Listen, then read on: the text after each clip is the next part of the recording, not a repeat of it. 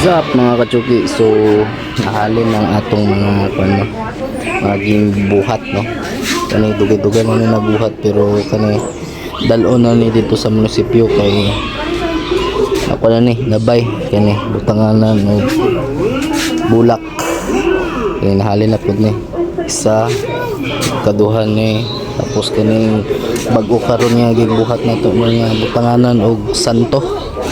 Kani natay pangalan yan eh. So unya i-deliver na nato ning tatlo, deliver sa munisipyo kay nahalin na.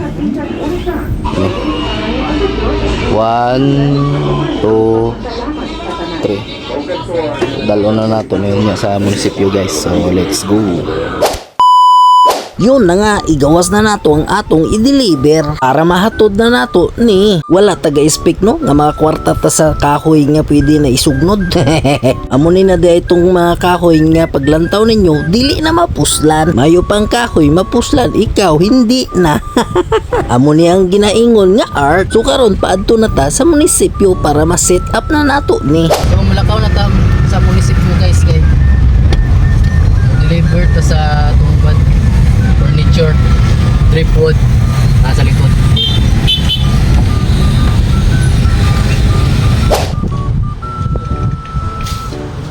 Hey guys, so nangabot na sa munisipyo guys. So nahalin na itong furniture. Plaster na ito ay para nindot na ilang munisipyo guys. So geng. So ako ba na natin sa sulod guys. So na natin ang atong butanganan santo, no. So kanina testingan naman nato na sa balay, no. Santo na lang kulang din butang mga flowers. So testingan nato. So muna yung tsura guys. So, reflect ang sugat ni manidre ang santo. So far, so good. So, kato lang guys. Nahalin na itong mga gimbuhat. So, geng. Nahalin na bago na ito nabuhat. So, kanya po ang isa. So, i-set out na ito ng ilang flower. Ano?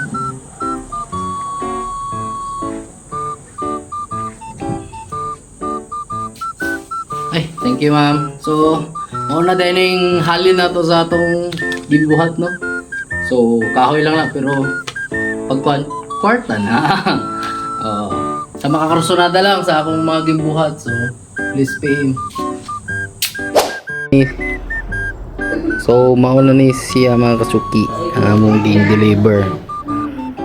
Ang nawong sa among gi-deliver. So, ang isa na place sa labas. Welcome. Sagad building dahil ni gimbutang mga kachuki, bag-o ni nga building sa munisipyo. Ayos.